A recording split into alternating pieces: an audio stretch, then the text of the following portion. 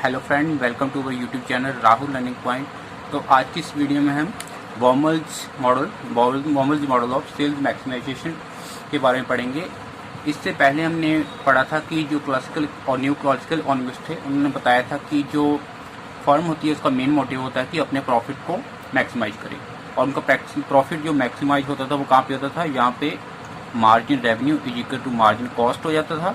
और MC curve cuts MR from below, मतलब ये जब दो कंडीशन हमारी सेटिस्फाई हो जाती थी तो जो फर्म है वो इक्विलिब्रियम में रहती थी, उस समय उसका प्रॉफिट है वो मैक्सिमम हो जाता था।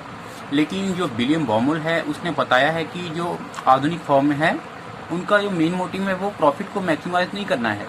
उसने इसका ये कारण बताया है कि इस आधुनिक समय में क्या हो गया है कि जो मैनेजर होता है और दूसरी तरफ होता है जो कंपनी का ओनर होता है। कंपनी का ओनर एक साइड में होता है ओनर और दूसरी साइड में होता है मैनेजर। ये दोनों अलग अलग होते हैं।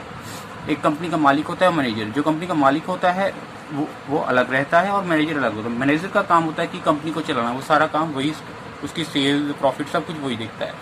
तो मैनेजर क्या करता है कि वो प्रॉफिट मैक्सिमाइज करने की बजाय चाहता है कि उसका जो सेल्स है और कंपनी की प्रतिष्ठा है, कंपनी का जो फेम है, नेम है, वो ज़्यादा से ज़्यादा बढ़े।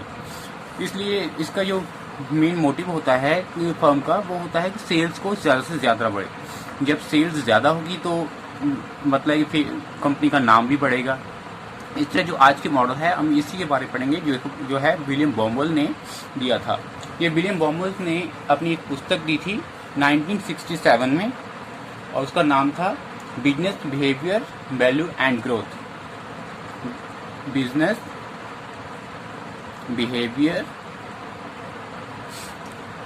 वैल्यू एंड ग्रोथ, ये इसने पुस्तक दी थी। इसमें 96 में इसको प्रकाशित किया था। आज के इस वीडियो में हम इसी मॉडल को डिटेल में देखेंगे। तो चलिए फिर आज हम इस मॉडल को डिटेल में देखते हैं। इस मॉडल को स्टार्ट करने से पहले हम देखते हैं कि जो विलियम बॉमल्स थे, विलियम बॉमल्स वो अमेरिका की जो अल्पाधिकार फर्म थी, जो ओलिगोपोली फर्म थे, वहाँ के मैनेजर्स से बात की।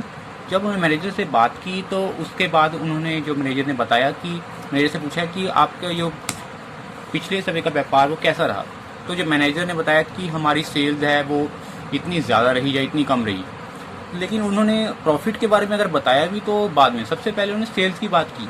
तो इसी बात से अंदाज़ा लगाकर जो विलियम बॉमल है उसने बताया कि जो इनका मेन मोटिव होता है फर्म का वो है क्या है, वो सेल्स मैक्सिमाइजेशन है, ना कि प्रॉफिट मैक्सिमाइजेशन। लेकिन जो न्यू क्लासिकल इकोनॉमिस्ट थे उन्होंने बताया था कि जो फर्म है उनका मेन मोटिव क्या है, प्रॉफिट को मैक्सिमाइज करना, और मार्जिन रेवेन्यू मार्जिन कॉस्ट के बराबर करके वो प्रॉफिट लेते थे, MR is equal to MC cost. लेकिन विलियम बॉमल ने बताया कि इनका मेन मोटिव क्या है, सेल्स को मैक्सिमाइज करना। जब सेल्स मैक्सिमाइज होगी तो इनके शेयर भी बढ़ेंगे और इनके पास पैसा जब आएगा तो न्यू उनके स्टॉक खरीदने के लिए उनके पास पैसा भी चाहिए। तो मेन मोटिव उनका क्या हो गया, सेल्स मैक्सिमाइजेशन। अब इसी मॉडल को हम डिटेल में पढ़ते हैं। हम जो पहले इसमें वीडियो देखा उसमें क्या था, ये हमारे पास ये डिमांड कर्व या एवरेज रेवेन्यू बोल देते हैं इसको, और ये होता था हमारा मार्जिन रेवेन्यू। यहाँ पे मार्जिन रेवेन्यू और मार्जिन कॉस्ट यहाँ पे कट कर रहे हैं। इस समय यहाँ पे क्या होता है, ये हमारा प्रॉफिट मैक्सिमाइजेशन है। यहाँ पे प्रॉफिट मैक्सिमम होगा।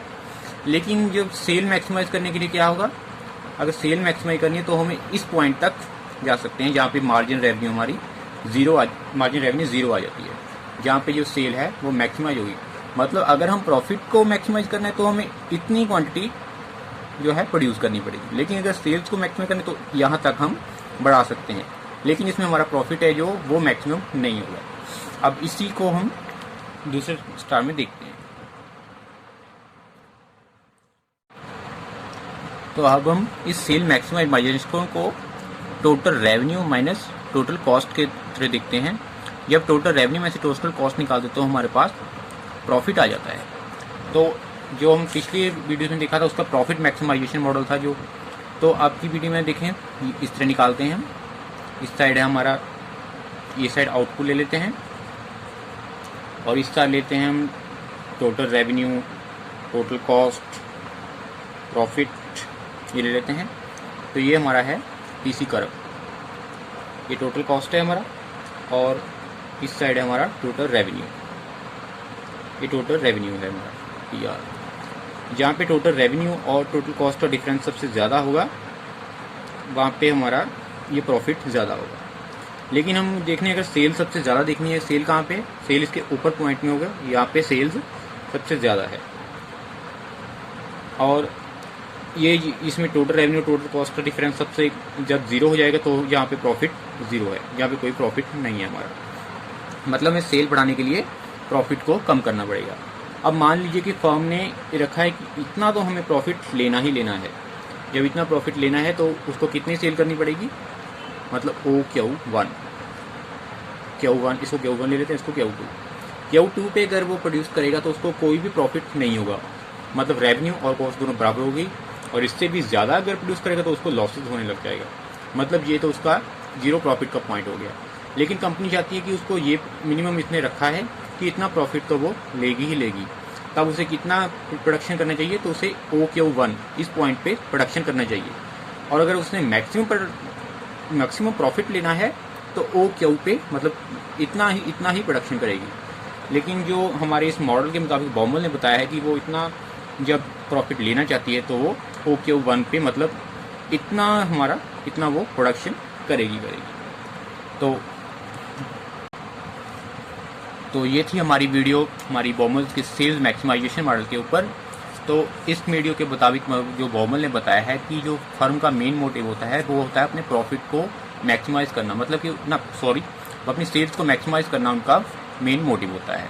लेकिन इससे पहले जो न्यू क्लासिकल इकोनॉमिस्ट ने बताया था उनको बताया था कि जो इनका मेन मोटिव है वो क्या है, वो प्रॉफिट को मैक्सिमाइज करना है।